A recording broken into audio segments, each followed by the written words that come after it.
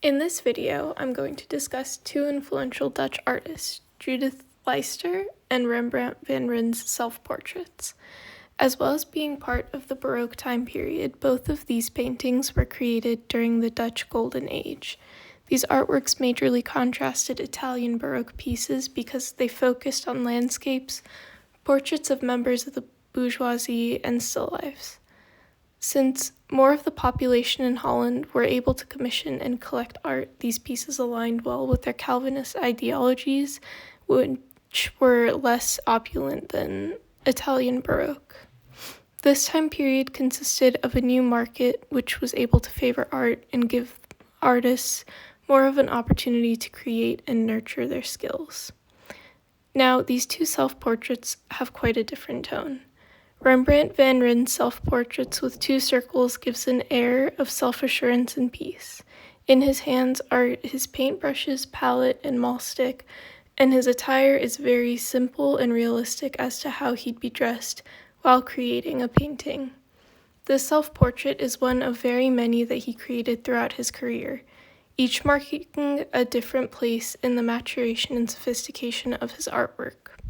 His earliest self-portraits show a lively young man, and while his career was at its peak, he showed off his wealth, skill, and extravagance.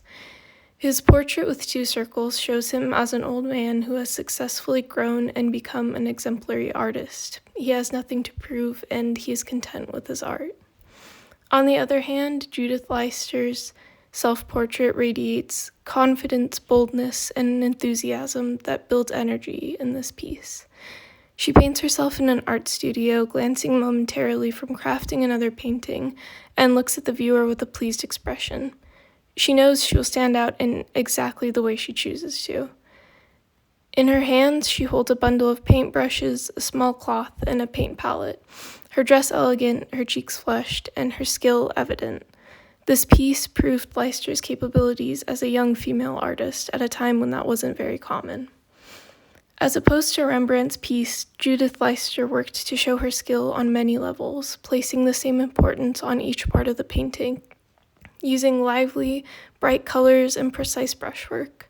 Rembrandt uses soft light to bring attention to his calm expression and let the rest of the piece stay slightly more muted. Both pieces do show off the skill of the artist and bring light to what they find important and the specific way in which they want to be perceived by their viewers.